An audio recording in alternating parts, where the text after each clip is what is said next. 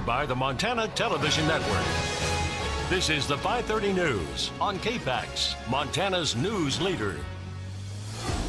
Good evening, I'm Kent Lutzen. One Montana man who has dedicated his life to serving his country, who finally began to unwind, has roughly $30,000 of handicap equipment stolen from him earlier this week.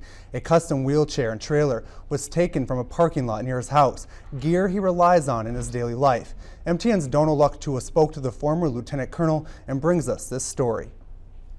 After serving in the military as a paratrooper for 32 years, Colonel Tim Gardapi was ready to relax in his home state. Colonel Gardapi is paralyzed from the waist down and requires a wheelchair to get around. Most of the funds to buy this necessary equipment came from donations or right out of the colonel's own pocket. A white 6x12-foot trailer containing his track chair was stolen from Gardapi on December 7th near his apartment in central Missoula. First I was shocked, total disbelief.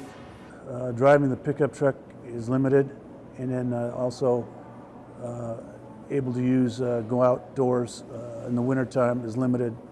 Another piece of equipment that was stolen was a chair for his truck, which is necessary for an able-bodied person to drive his vehicle.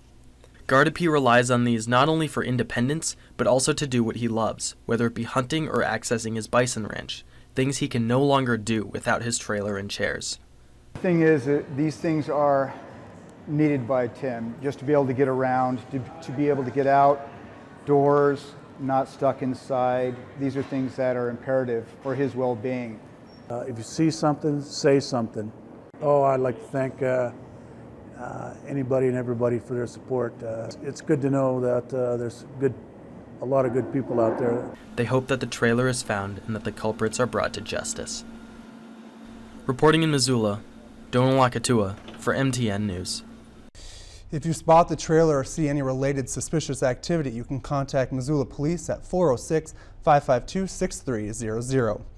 All right, moving on to weather. If you're a fan of the cold, cloudy days and gray skies, you're in luck. Meteorologist Russ Thomas says it's going to be much of that for the next few days. Isn't that right, Russ? That is right, especially in our deeper valley locations, Missoula, Bitterroot Valley, also Mission Flathead. We start off by taking a look at our satellite and radar image, and what we have for you here is clouds moving across the area. Now, again, we've seen a couple breaks here and there, especially as you get up in those higher elevations above some of the low clouds and fog that we have in place. But generally speaking, we're just going to hang in those clouds and those cold temperatures for the foreseeable future. 21 in Missoula, currently 18 in Hamilton.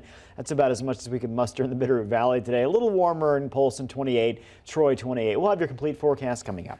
Thanks, Russ. Worried homeowners and fire crews in Southern California are catching a much-needed break in the fight against several wildfires. At least 4 of them are more than half contained. Danielle Nottingham has the latest from Ventura, California.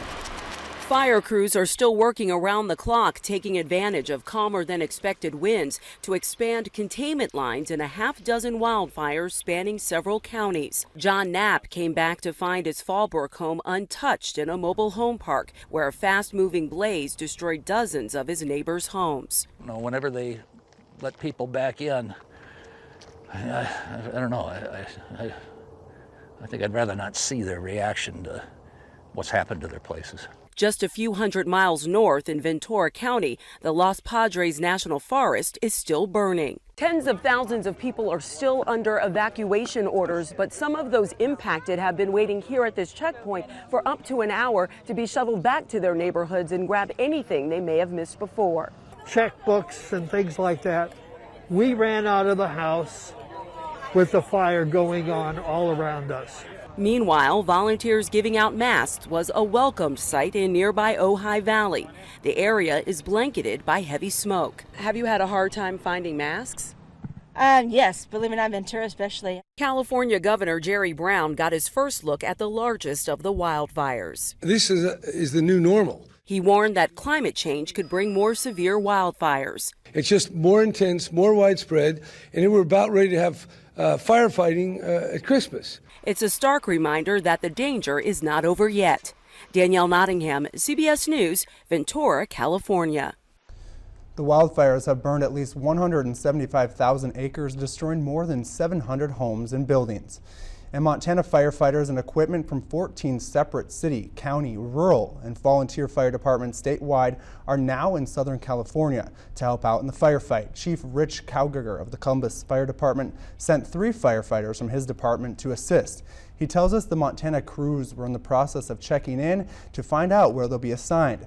Cowgier says the Montana firefighters will be grouped into strike teams, each with 5 engines and their own supervisor. Within that little group, they are staying together. They are working together. So they'll be working, with folks that they met while they're down there, but, they're all Montana folks. And then that strike team leader will then coordinate all the efforts of that strike team in with the bigger picture of this incident that's going on down there. Cowgier expects the Montana crews will be in California for the next couple of weeks, conditions permitting. They're expected to be back home a few days before Christmas. And dry trees can make for an unfortunate holiday season. Well, the Great Falls Fire Rescue demonstrated just that for MTN. In a trailer, they placed a recliner and an end table, a garbage can, and 2-week-old dry Christmas tree. After lighting a piece of trash on fire in the can, eventually heavy black smoke filled the trailer and the tree went up in flames. The Great Falls Fire Rescue captain says watering your tree is important, but making sure your smoke detectors are up and running is even more important in preventing a tragic situation. On our demonstration here, when we ignited the fire in the trash can, there was within 30 seconds there was enough smoke to set off the smoke detector and alert the occupants, and then it would have been pretty much a non-event, just a trash can fire. But it didn't take long before the conditions were unsurvivable. And as the Christmas just keeps inching closer, and a big thank you to our generous viewers who have donated over 1,400 pounds of food so far in the KPAX First Security and Glacier Bank Holiday Food Drive. You still have time to donate. Just drop off your non-perishable food items or cash donations at any First Security Bank or Glacier Bank locations across western Montana. For a list of locations, go to our website. All food and money donated stays right here in western Montana. And coming up after the break, e-cigarettes and vaping is a growing problem in one Montana school. Find out how they are combating this issue up next. Plus, one Montana company is partnering with Walmart. All this and more coming up